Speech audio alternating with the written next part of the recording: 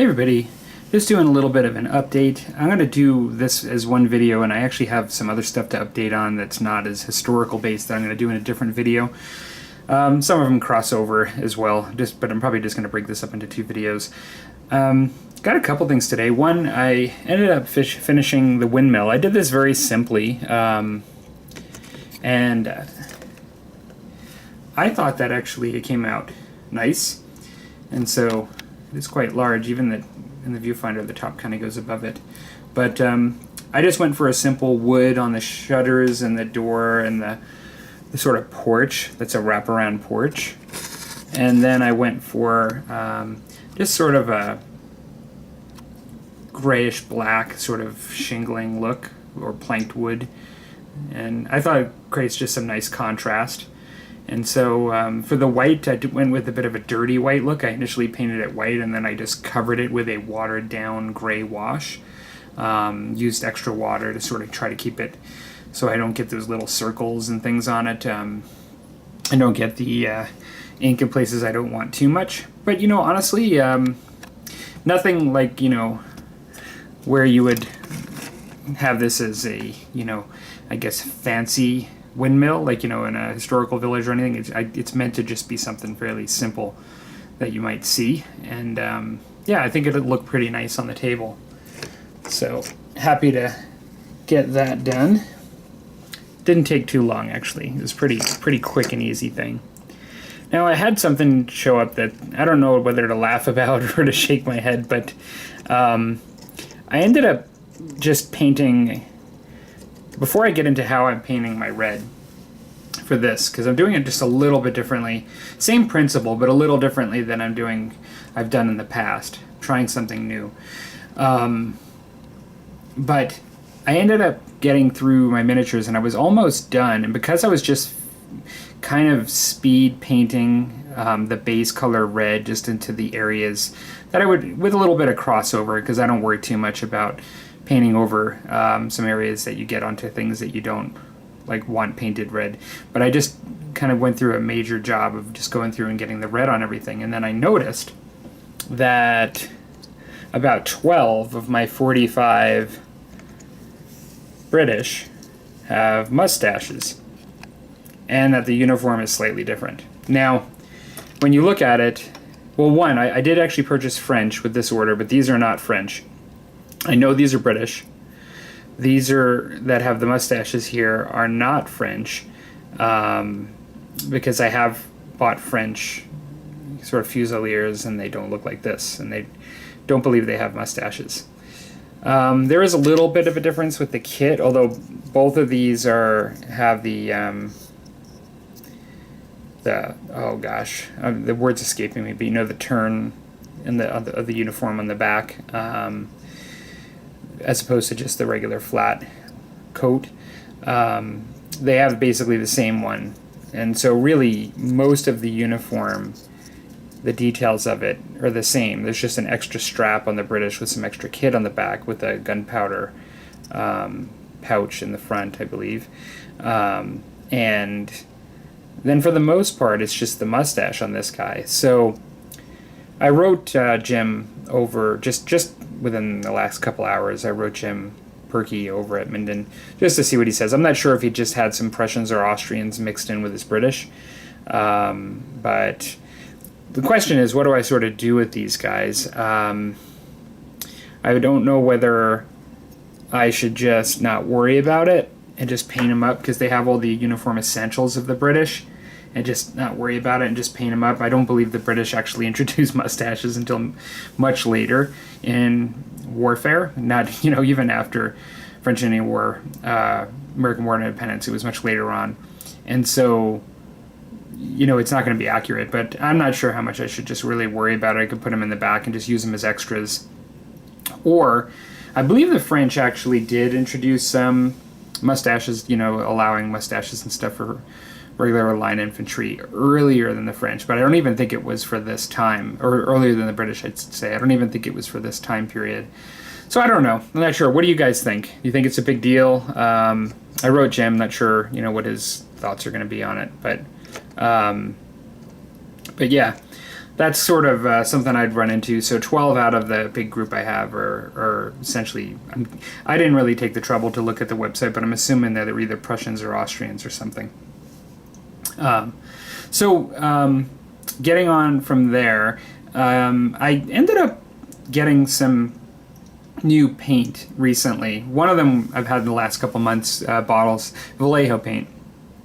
What I used to do with my British, for the most part, and very happy with it, is my main base color was Mephiston Red from GW. And then I would often at certain points I would either start with a base coat of the burnt, what is it? It's burnt red, or no, I don't know. I think this is in a different Rojo Cad Toss 7814 burnt red, and so I would use this and either mix in some of the like half and half of this, or I would start with that. I tended to get away from, like I did in the beginning, of starting with that dark, because I just found it took so much to highlight up if you were using watered down paints after that. If you started really dark, it became difficult and a really lengthy process to get them much brighter where I wanted to. But I do kind of like starting a little darker, because I do find that it gives me a little bit of a great base to work on, and foundation, and even for sort of the crevices and things, and just an undercoat. And so I decided that, I use the Mephiston Red and I do like using it, but I kind of decided that I wanted to get, part of it was pretty simple. I wanted to start with I wanted to get away from this kind of pot. When I'm doing a lot of painting and mixing, it's harder to mix accurately without a dropper bottle in my mind, just using a brush. And just when you're using one with a dropper and one with a brush. And so I wanted to sort of get something somewhat equivalent, or some other options within the Vallejo line. I already had things like bright orange that I would use in the later stages, to highlight up a little bit, raise surface areas, and just to give some highlights. And so what I ended up doing is I ended up almost changing my triad completely. And I have, for my darker color, I have just red by Vallejo. And then I have dark vermilion, which is a little bit brighter. That looks really bright under the light when I just shined on here. It's a little brighter than what it looks like to the naked eye. But this is a little brighter than this one here. Oh, they both actually in the viewfinder look similar. But they're meant to be somewhat similar in the spectrum there. And then, rather than go really to the high bright orange, I've got a nice scarlet, which I can use to lighten up. One of the things that's really interesting, I'm just stepping away for a second here and grabbing something. I forgot to grab it for the purposes of this video.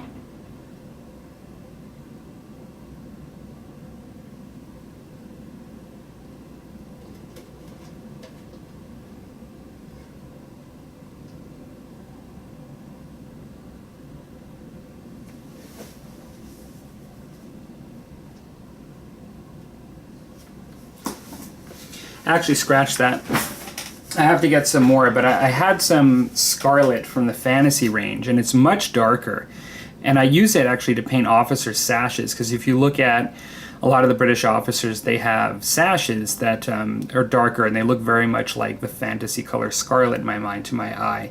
And so I'm going to have to pick some more of that up, but I thought it was really interesting how bright the actual model color scarlet is compared to the model color Fantasy range by Vallejo, or the Vallejo Fantasy range. Yeah, so basically I'm going to go, I think, with this triad now, and I think so far it's came out nice. I actually ended up using 2 portions of red to 1 portion of dark vermilion to get to where I'm at right here, which I think came out kind of nice. It's a nice starting point to work off of. I will brighten up a bit, and I'll be doing some washes and things too, so I'll be darkening down at stages and brightening up a little bit here and there.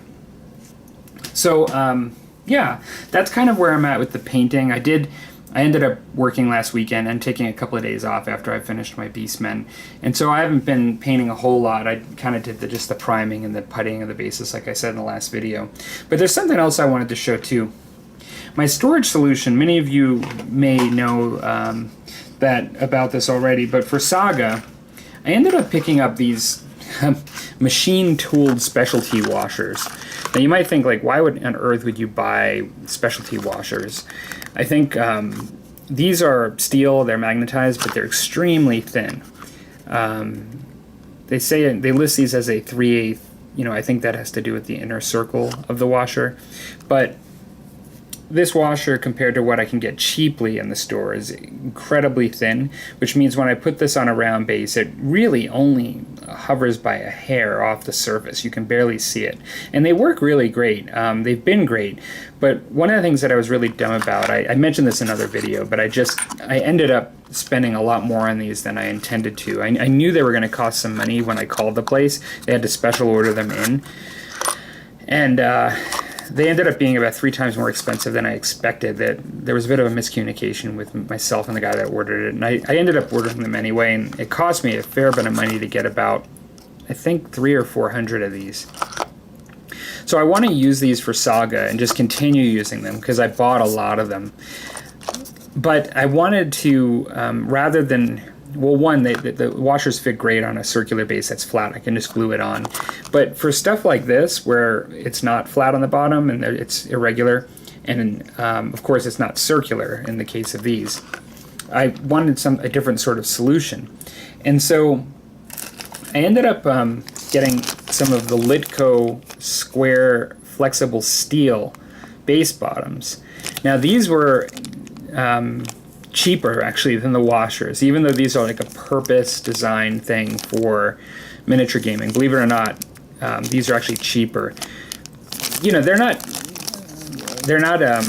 I think I ended up paying about, oh gosh, I don't even remember now. I was looking at some different bases and things. I don't even remember the price, but to get a lot of them at once, I mean, it can be pricey, but you get a lot for what you're paying for. And one thing I'll just say about Litko is I've never ordered from them before, but I actually got an email from the owner of the company thanking me for my purchase. It may be because I was a new buyer or new customer, and I really thought that was cool. I don't typically get that. And then I got this just within like a week's time to Canada. I mean, and the tracking and the shipment was all amazing, and the packaging. So I was really impressed with Litko. I just have to say the transaction went really well.